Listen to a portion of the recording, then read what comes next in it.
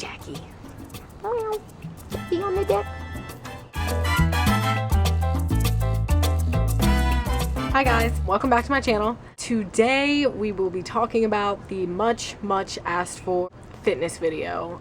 This is going to be my weight loss journey, how I did it video. And first of all, let me just throw out a disclaimer for a second. I'm by no means a professional, fitness whatever. I just I did my research and I did what worked best for me. So this might not work best for everyone, but it's what worked best for me.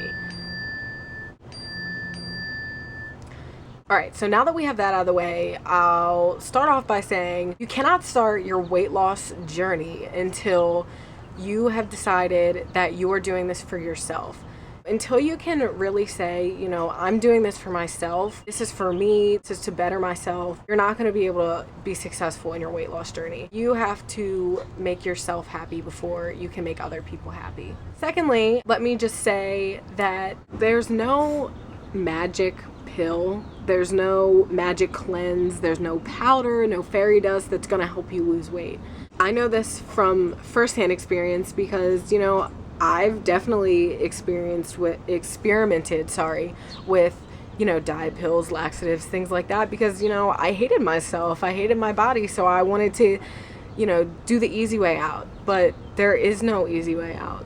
It's just plain and simple. You have to eat right and you have to work hard to see the results you want to see. Just a little bit about my past, my weight in my past. I was always a fit kid, I guess, or active, I guess you would say. I've always, played sports. I've never not played a sport. So getting active wasn't my issue. My issue was eating. But, I was a little kid. I didn't care. So, I was just fat and happy. So, as I got older, I got to middle school and it became more real that I was the fat kid. Out of all my sisters, I was the heaviest one, and that's kind of hard to deal with when you're the heaviest of your family. So I definitely felt it there, when you get in fights with your family, they pick on you and say, "Oh, you're fat." It's just like, oh, I know. So middle school was kind of rough, but I was still, I was still happy, I was just fat and happy and I didn't really care. So, I went through middle school and then came high school, and high school was a whole nother story. It was really rough. There were a lot of really skinny, pretty girls in high school, and I was definitely not one of them. Sophomore year of high school, I was at my heaviest weight at around, 175, and it was a hard time for me. My mom took me to the doctor, and the doctor highly recommended that I do something about my weight because, diabetes, health issues, heart attack, all those things become so real when a doctor is telling you. And I'm only 5'5", so 175 is pretty heavy for a girl of my height. So my mom took me to a Weight Watchers, and she signed me up for Weight Watchers my sophomore year in high school, and it worked. Obviously, you follow the plan, and I lost about 25 pounds during Weight Watchers, and I felt good. So I finished out my high school year strong, and so getting to college, I'm still an athletic person. Going to college, I was on the field hockey team. I'm still on the field hockey team. I'm in my junior year of college now. On the field hockey team, we work out 6 days a week. So it's, again, nothing to do with how active I was. It had to do with how I was eating. Obviously, all of you guys know it. When you get to college, you have all these places you can eat. You have unlimited amount of swipes into the calf, and it's just like endless food. You have your pizza bar, your french fries, you have soda and dessert tables and things of that nature. So I was like, oh, this is heaven, So needless to say, I went pretty crazy my freshman year of college, eating wise. So, you notice that. So I started to notice that I was gaining a bit of weight back, and by winter break of my freshman year, I felt awful. I was feeling terrible. I never felt so bad in my life. You know, I was tired all the time. I was slow. I felt unhealthy. I felt ugly, and it was bad. So I continued my freshman year and finished up my freshman year, went through summer, you know, feeling like crap because I had to wear a bathing suit lifeguarding, and I was, you know, back at my heaviest weight at 170. So it was a lot for me. And so coming into my sophomore year, I decided that it was time for a change. One day I was sitting in class and I was on Tumblr, and I never really knew what Tumblr was until my sophomore year of college. And so I was, you know, scrolling through the Tumblr thing, trying to kill time in class, and I came across this fitness blog profile, and I was like, that's cool. Who just puts all their information out there to let people see, you know, how fat they are, how heavy they are. So I looked into it more, and I started finding all these fitness profiles, and I thought it was awesome. You know, people tracking their weight, people tracking and recording what they're eating and how much they're working out and how much they weigh and their goals. And I was shocked. Like, this was the coolest thing ever to me. So I decided I was gonna make one. I was like, you know what, I don't have anything to lose, so here we go. So I sat there in Western cultures and I made my fitness Tumblr, my fitness blog. I set a certain guidelines for myself. Like, my very first post was how much I weighed when I started, what my guidelines were, what I was going to follow, what I was going to eat. And I didn't think it was going to go anywhere. I just thought it was, you know, going to be I'll make this and then it'll go away. But I stuck with it, and now I'm here today, you know, 15 to 20 pounds lighter than I was in the fall. I started my weight loss journey in October of 2012, and I can happily say that I am feeling great in my body today, and I'm so happy that I found that first fitness blog, because if I hadn't of, I'd still probably be overweight and miserable. So now that you know my story and a little bit about just where I was and my background and stuff, I'll go over, you know, my fitness routine, my diet, and a lot of frequently asked questions. How do I stay motivated? I really think that Tumblr, my fitness blog, really helps me stay, you know, motivated. I'm on there every day reblogging tips and tricks and pictures of girls in bikinis, so I really find that helpful. Another way I stay motivated is I take pictures of myself. When I first started out, I took a before picture and then I took an after picture a couple months later. It really helps. I know it seems silly, but put your bikini on and take a picture of yourself. See where you are, and then a couple months down the road after you've been working out, take another one and compare them.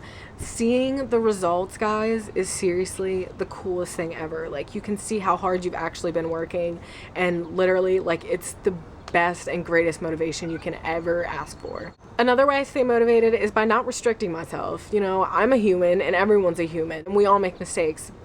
And the fact of the matter is, you know, if you want a piece of cake, you're gonna eat a piece of cake, but do it in moderation. You know, don't say I can't have that because I'm on a diet. Well, guess what? That sucks. I never say that kind of stuff. If I actually don't want it, then I don't want it, but don't restrict yourself, you know, eat the freaking cake. You can have it. It's not gonna kill you.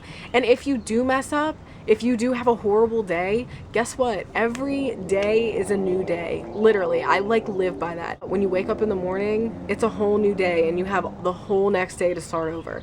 It's what happens when you don't start over and you fall into a pit that it starts turning bad. So, you know what? Let yourself have a cheat day, or, you know, that piece of cake, because it's not gonna hurt you.